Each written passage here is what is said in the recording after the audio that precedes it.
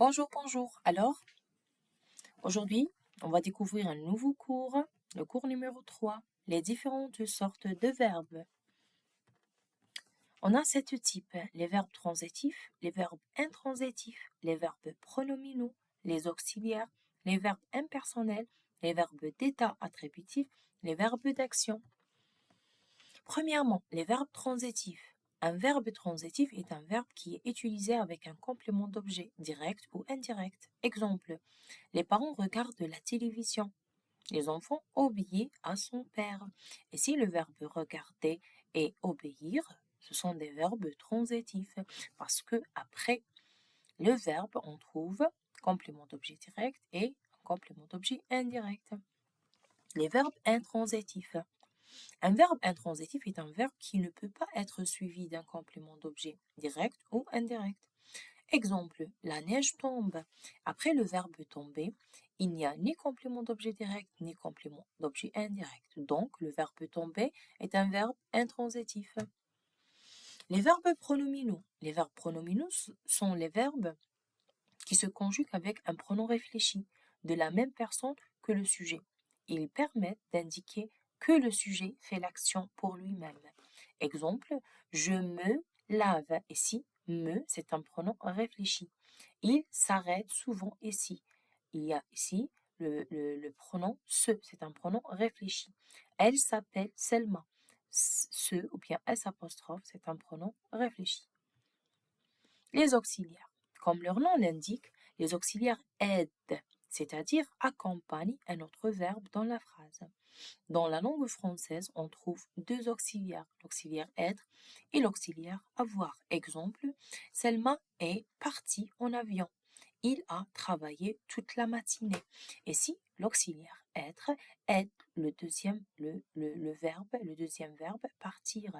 Donc, c'est un auxiliaire. Il a travaillé. Et si l'auxiliaire avoir, il aide le verbe travailler. Donc, c'est un auxiliaire. Les verbes impersonnels. Les verbes impersonnels ne s'emploient qu'avec la troisième personne du singulier. On l'appelle il, sujet apparent, car il représente rien, ni chose, ni être humain. Il est impossible de remplacer il par un nom. Par exemple, voir, neiger, grêler, falloir. Exemple, il pleut. Il faut que tu fasses tes devoirs. Les verbes d'état attributifs. Les verbes d'état expriment un état, une manière d'être relative au sujet. Ils sont de nombre réduit. Exemple, être, paraître, sembler, avoir l'air, devenir, demeurer, rester.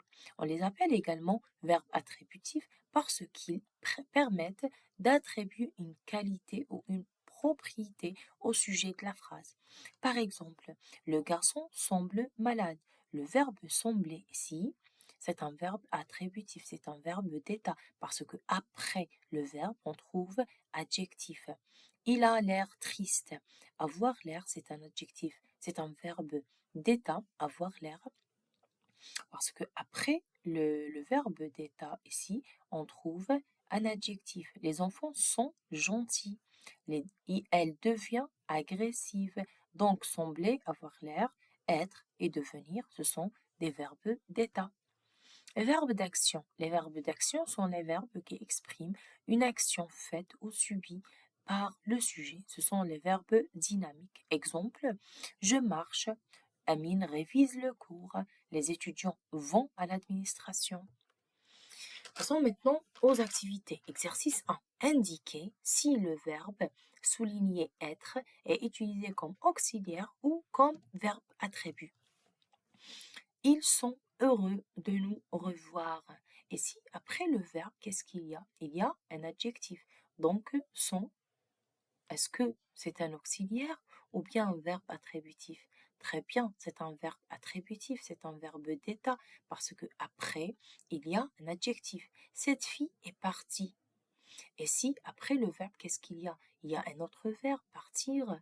Donc, c'est un verbe, c'est un auxiliaire parce qu'il aide le deuxième verbe.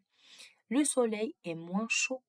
Ah, donc, est moins chaud. Chaud, c'est un adjectif. Donc, est, c'est un verbe attributif. Le jardin est rempli de roses.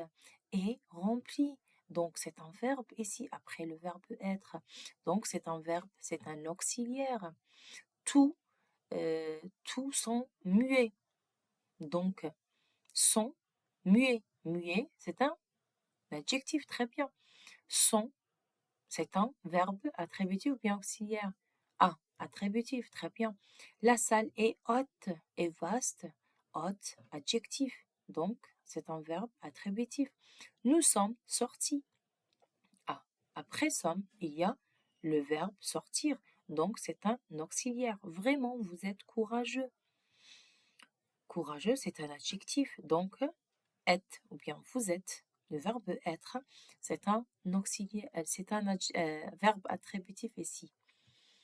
Exercice 3, ou bien 2. Souligner le verbe et indiquer s'il est un verbe d'état ou un verbe d'action. Finalement, j'ai acheté.